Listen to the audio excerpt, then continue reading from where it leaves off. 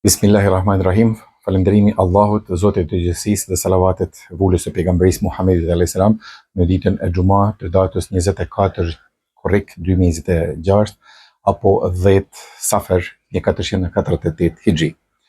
Vëllezër dhe motra, shpesh apelojmë që si besimtar të largohemi dhe të ruhemi nga mëkati apo nga gjunahu.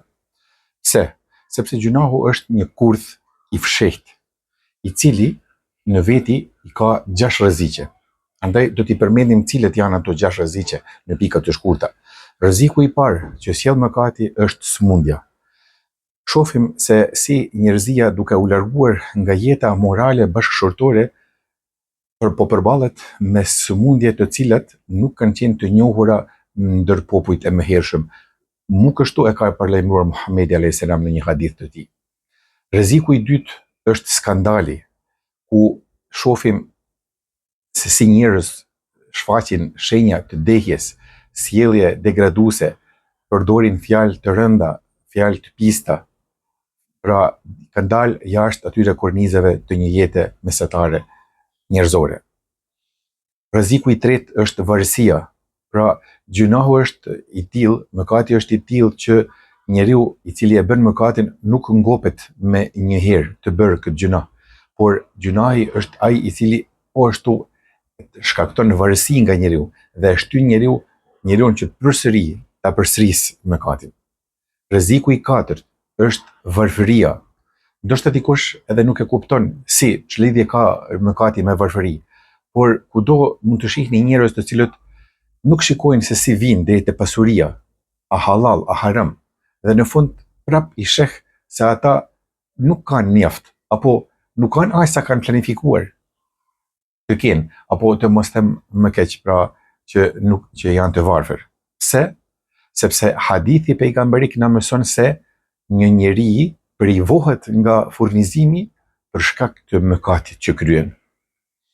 Rreziku i pestë i mëkatit është mundimi i ndërgjegjes, pra njeriu e mundon ndërgjegja, dhe nuk ka dyshim se mëkati shkakton një trazir në brendësinë e njeriu dhe e bën atë të shqetësuar, të paqëndrueshëm, e bën atë të zemëruar etj.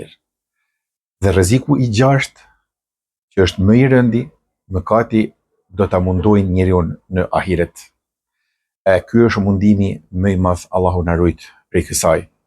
Ai njeri i cili e zgjedh rrugën e mëkatit, ka zgjedh rrugën e privimit prej kënaqësisë më të madhe që mund të ketë njeriu, e ajo është shikimi në fytyrën e Allahut subhanahu wa taala, Zotit të gjithësisë.